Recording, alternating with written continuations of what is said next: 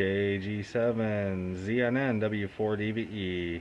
You hear me? I can hear you fine. Can you hear me? KG7ZNN. KG7ZNN. Yeah, I can hear you. I got about an S6 noise, but it looks like you might be popping it up to a 7, so I would call it a good signal. Yeah, that's a S5 noise here, and you're popping it up to an S7. So, not too bad. Yeah, I would say that's success.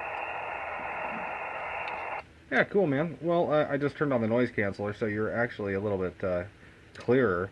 I'm not using a preamp, and I get you about an S5 or so. Oh yeah, okay. I'm not using a preamp either. Otherwise it'd be S9 plus noise. Yeah, this noise level is crazy on 40 and 80, but I can copy it just fine. Yeah, cool, man. I don't know if you're what kind of choke you're using, if you're using a choke at all, but man, I tell you what, I knocked 2 to 3 S units off between 40 and 80 meters by doing that. I got about 8 turns of coax going through a snap-on ferrite, so that seemed to work pretty good. But I'm looking forward to trying out a balanced antenna. So yeah, anyway, KG7ZNN W4DB. Oh, okay. That's a good amount of turns. I've got three turns into a core here at the tuner, and then the entrance to the coax into the house. I've got for 3 turns there as well.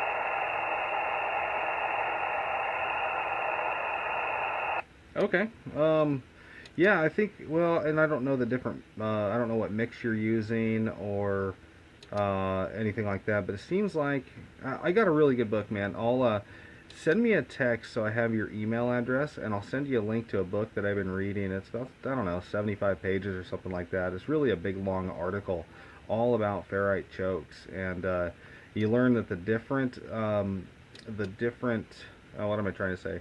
Well, the different amounts of turns and the different mixes and stuff like that, and how it affects where the common mode choke is resonant.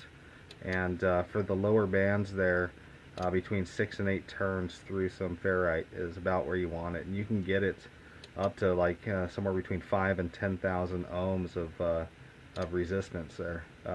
Back to you. Oh, gotcha. Interesting. Yeah, I think I've come across that article before. I did a search for noise, getting rid of noise in HF, and it came up. But, and it really did bring down my noise level. Also, what brought down my noise level is picking one of those chokes on my power supply output, and that killed some of the noise on 40 meters. Yeah, you were telling me about that and what good luck you had had, and so I kind of followed what you were doing. You kind of inspired me to do that, and I actually went and found a scanner antenna. I'm going to take this KX3 and plug it in. Sorry, I'm going to run it off of the internal batteries, and then just connect it to that and kind of walk around the house with it.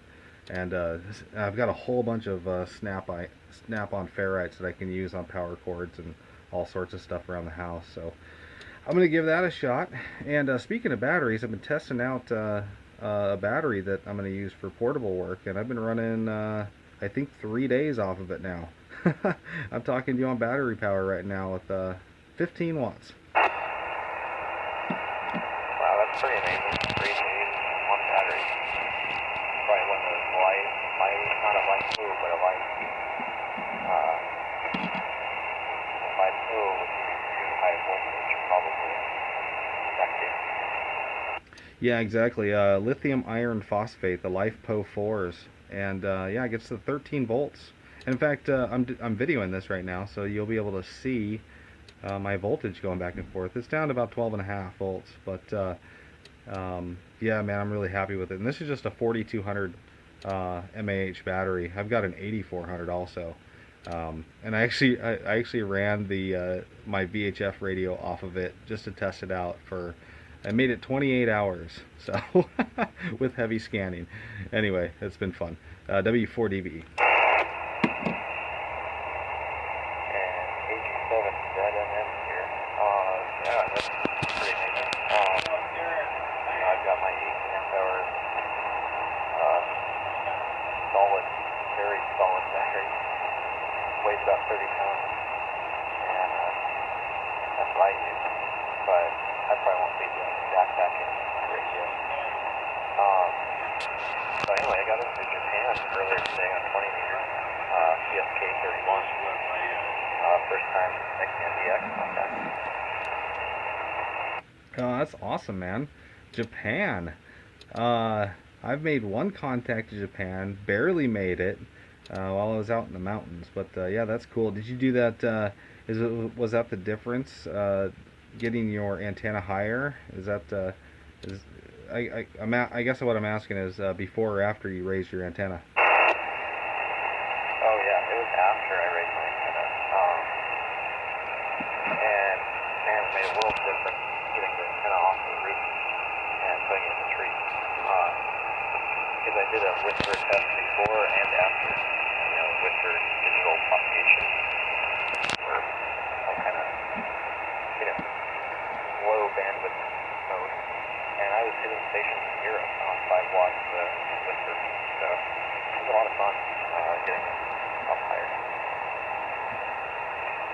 Oh yeah, man. You get rid of those ground losses, right? Yeah, that is awesome, man. Hey, I'm gonna go ahead and stop this video now because it's been like running for 7 minutes. But I want to text Britt and get him on over here. So give me just a second here. KG7ZNN W4DVE. Alright, KG7ZNN standing by.